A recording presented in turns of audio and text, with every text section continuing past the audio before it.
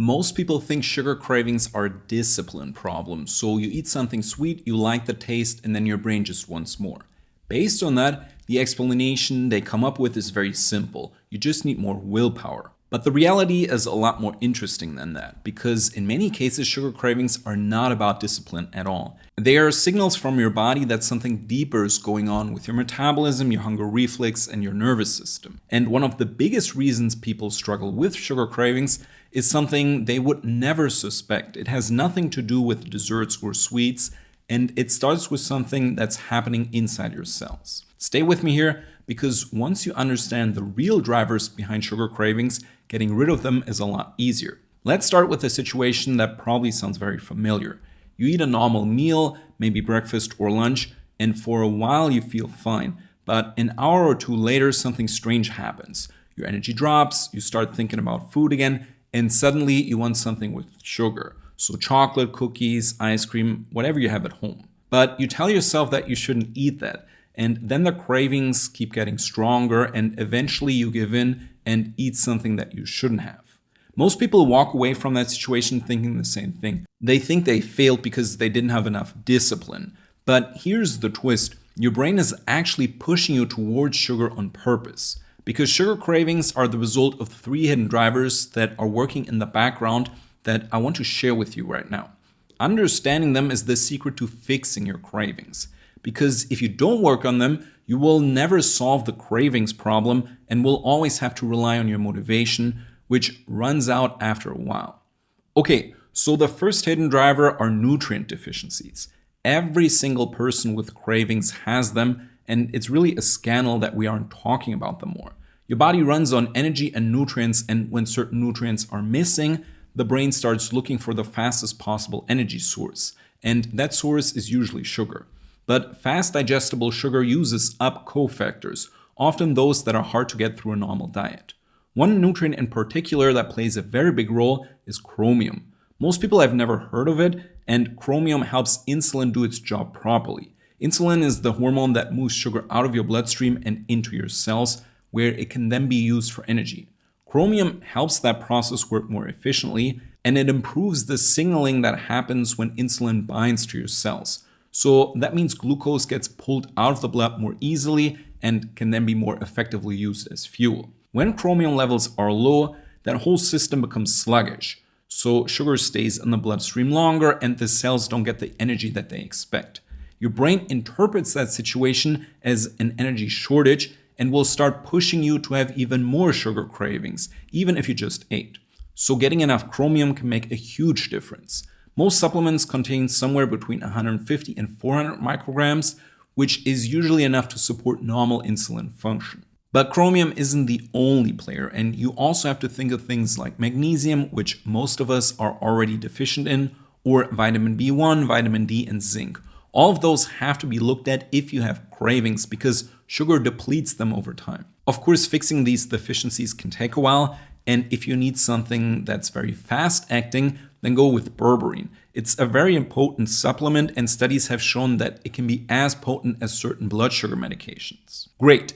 Now let's talk about the second driver, which is where things get really tricky, because we have to talk about the blood sugar roller coaster. You'll be surprised to hear this, but a lot of sugar cravings are actually triggered by meals that seem perfectly healthy. Let's say you start your day with something like bread. It can even be quality bread, so whole grain bread, and some juice. These foods digest very quickly and release glucose into the bloodstream very fast. So again, your body reacts by releasing insulin to move that sugar into your cells.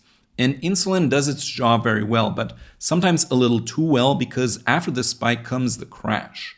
Then blood sugar drops, your brain senses that energy levels are falling, and suddenly it starts demanding fast fuel again.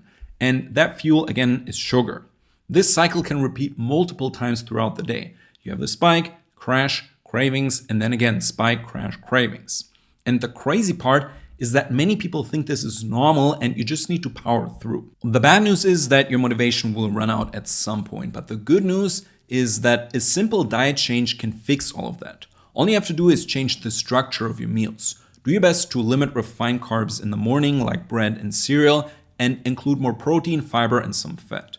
You can still have carbs, and I eat porridge every day for breakfast, but I eat it with eggs and also some butter. The protein and fat slow down the carb digestion and keep your blood sugar more stable. When glucose enters the bloodstream more gradually, insulin stays balanced and those big crashes become much less common. There are many guides online on how to turn all kinds of meals into more blood sugar friendly versions. For most people, that usually means avoiding isolated carbs and eating them with more protein and healthy fat.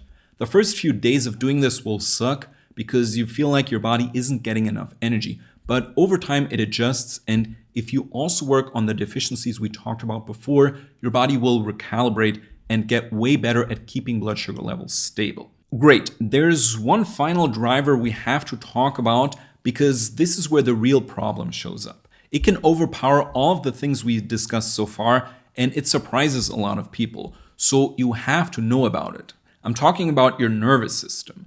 Sugar cravings are not just about your metabolism, they're also about survival signals coming from your brain. When your body is under stress, it releases hormones like cortisol and adrenaline.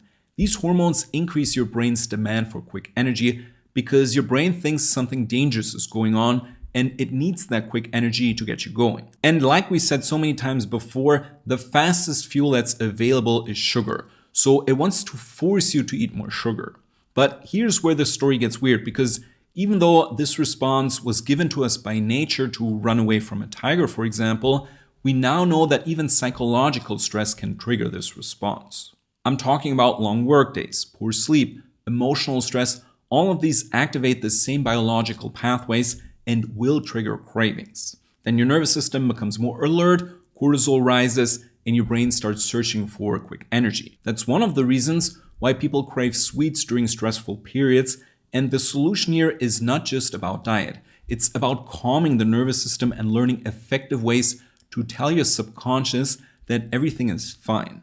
I have a bunch of videos on my channel on nervous system regulation, and I will link the most important ones in the description.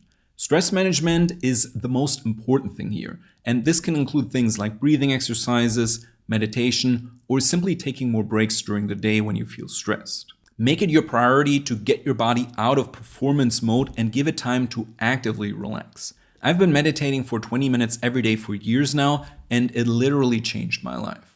If you aren't into meditation, then find something else like yoga, progressive muscle relaxation, autogenic training, or just slow walks in nature. It doesn't really matter what you do as long as it helps you calm down and relax. Watching Netflix doesn't count, unfortunately, because it's too passive and you want to do some sort of active relaxation. If you don't know where to start, just look for active relaxation techniques online, and that's really the keyword I want you to remember. Next to active relaxation, sleep is also a very powerful tool. When your sleep is poor, your cortisol levels stay elevated and your cravings will increase the next day. The nutrients I talked about before, so magnesium, zinc, and vitamin D, will already help with better sleep, but you can also add additional things like glycine or taurine for an even stronger effect. And of course, make sure to keep a healthy day-night cycle, so go to bed at the same time every day and do it before midnight. This is basic stuff that we often forget in our modern hectic lives. Awesome. If we zoom out and look at all of these hidden drivers, what you have to take away from this video is that sugar cravings are not a motivation problem. They are a very strong signal that your brain uses to get you to do something. And if you don't fix the underlying triggers of that signal, then you will always feel awful because you will always be working against your body and not with it. Once you understand that, the whole situation starts to look very different. Instead of fighting cravings with discipline, the smarter move is to ask why your body is sending this signal in the first place. And once you fix those deeper issues, the cravings calm down on their own without you having to force anything. Please also don't forget to check out the video description for more free resources and my programs. They will help you if you're looking for step-by-step systems on topics like diet planning and supplementation, just to avoid the most common beginner mistakes that I see people make all the time. For more info, just open the description. It will all be listed there.